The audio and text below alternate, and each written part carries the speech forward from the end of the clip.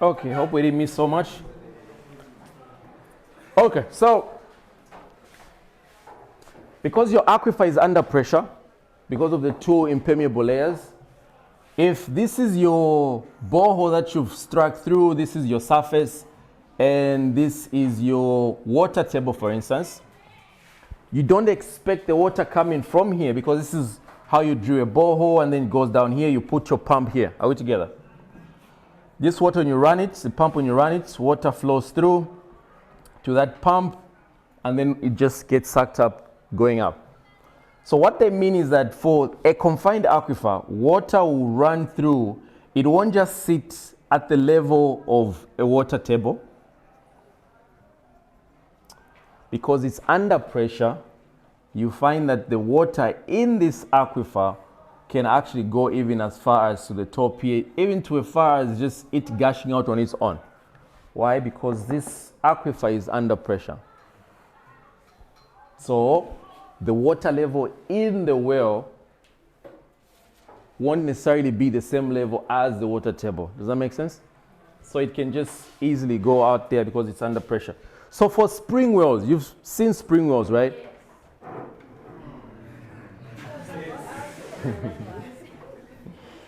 Thank you for that. So for an unconfined aquifer, if this is your ground surface, and then you've got your water table here, water table, and then you have your own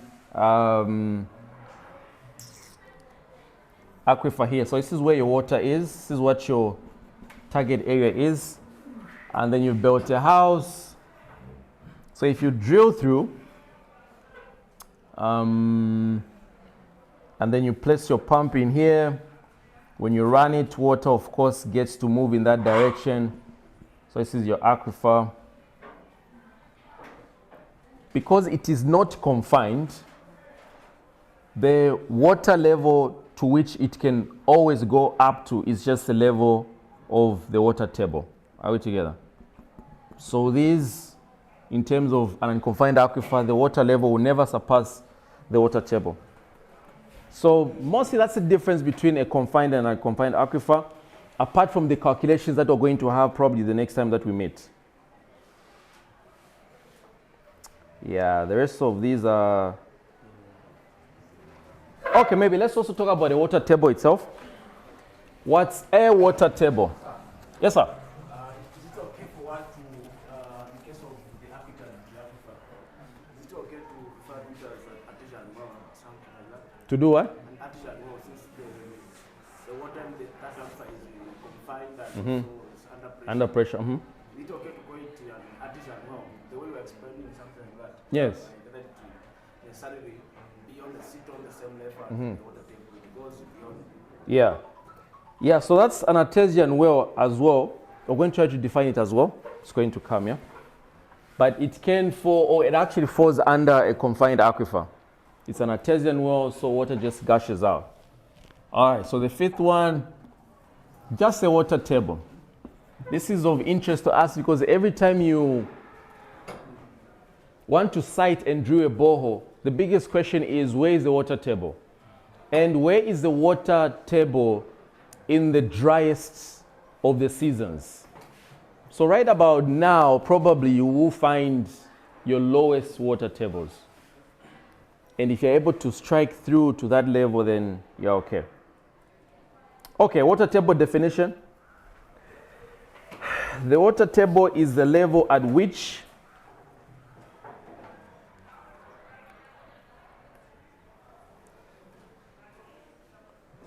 the water table is, tell me when it goes off again. Huh? I think it's the battery, the lapels. I can see something blinking from here. Okay, so the water table is the level at which the groundwater pressure, the water table is the level at which the groundwater pressure, the water table is the level at which the ground water pressure is equal to atmospheric pressure. A little bit like the fluid mechanics that we did. The level at which groundwater pressure is equal to atmospheric pressure. Okay, in your notes, I won't really let you write this, but just have it. So it's in line with what he asked and about the confined aquifer. So there's what we call an artesian aquifer / well. It is a confined aquifer containing groundwater that will flow upwards through a well called an artesian well without the need for a pump or pumping. Water may even reach the ground surface if the pressure is high enough, in which case the well is called a flowing artesian well. Okay, these ones are not necessary. Okay, groundwater recharge. We've talked about it a little bit, but this is also very interesting to us. Groundwater recharge.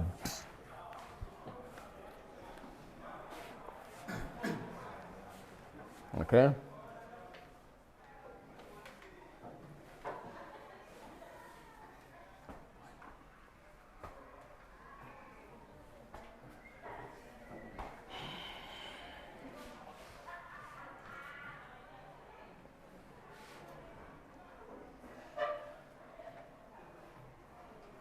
Okay, so here's a definition. The natural or intentional, the natural or intentional, open brackets, the natural or intentional percolation, that's open brackets, percolation, close the brackets, of surface water into the ground system.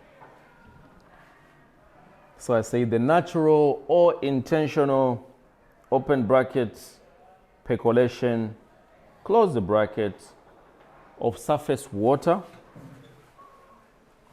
into the ground system. Yeah, so just what we talked about. So groundwater recharge, it usually, for points that are of interest to us, like an aquifer, there are points that are of importance and we need to keep them as natural as possible. So the Forest 27, it was a very big issue, okay? So politicians didn't really consult before they could allocate themselves plots, and people moved in, they started building. But from an engineering point of view, that was a scare, because if we're building where water is recharging, then the future is not certain. Huh? So we exist as engineers, and that's why every government, they need to have engineers, or in short, just place people in ministries or positions where they are qualified for, right? So imagine you bring, well, those guys under PF, when a commander 1, commander 2, then you put them in charge of the ministry, for instance, okay, of water development. You know, for them it's just land, it's just about selling and all that. So we need to still have a voice as engineers to do this. Yes, madam. We have like the sources of rivers down there where water just flushes out. So what kind of aquifer is that? It's an artesian. Which rivers are those, by the way?